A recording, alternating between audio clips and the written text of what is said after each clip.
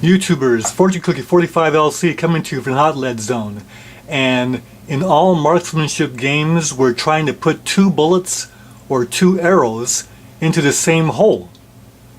Sometimes it happens accidentally, sometimes it happens on purpose, sometimes it happens in consecutive shots, other times it can happen in different shots, just by coincidence. But when it happens in consecutive shots, on purpose, that's the best.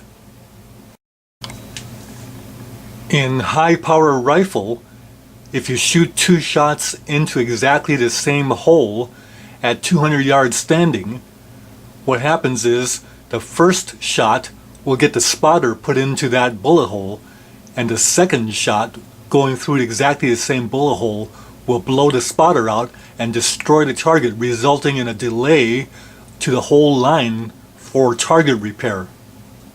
This is a very impressive event in the sport of high power.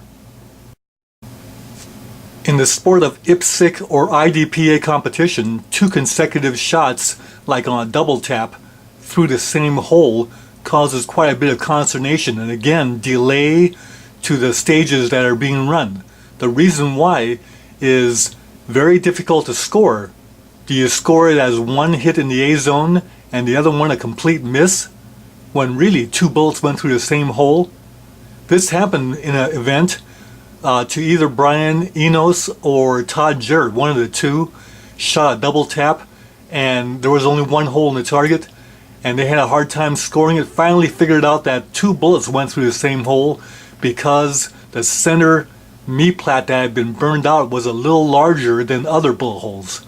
So 2 bullets went through the same hole.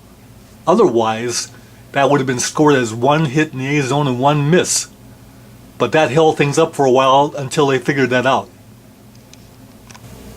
Well, in the sport of archery, when 2 arrows go through the same hole, oftentimes the second arrow will split the shaft of the first arrow. And this is called splitting an arrow, or it's called the Robin Hood shot. And the Robin Hood shots are actually quite desirable for newer archers. So YouTubers, I'm working on using the trigger smoothly in the release and not hammering the trigger.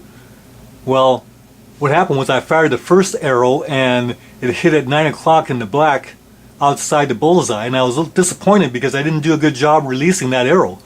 So on the second one, I did a nice job releasing, but then hit the edge of the bullseye kind of like at 6 o'clock.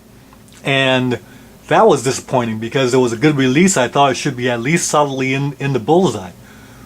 So the third arrow, I went ahead and did the same release, nice dead release, smooth, and sure enough, the arrow hit the shaft of the arrow, the second shot. 2 consecutive shots did the Robin Hood. And here's a photo taken with me and my Robin Hood with the very gracious owner of Archery Only, and that's Wayne. And Wayne's a major person in the archery circles, knows all the principal people, and done lots of extensive hunting, but he still bothers to take the time to really get into the achievements of his students, and I really appreciate him for that, and hi to Wayne.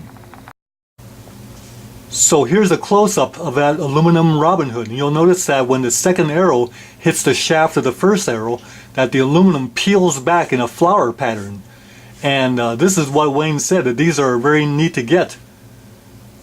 Now, also interesting is that I just refletched these arrows with quick fletch by Knapp the night before and got the Robin Hood the day after. And that same thing happened to Trisha. We did new fletching for her with the quick fletch, and she got her dead on Robin Hood the day after that one.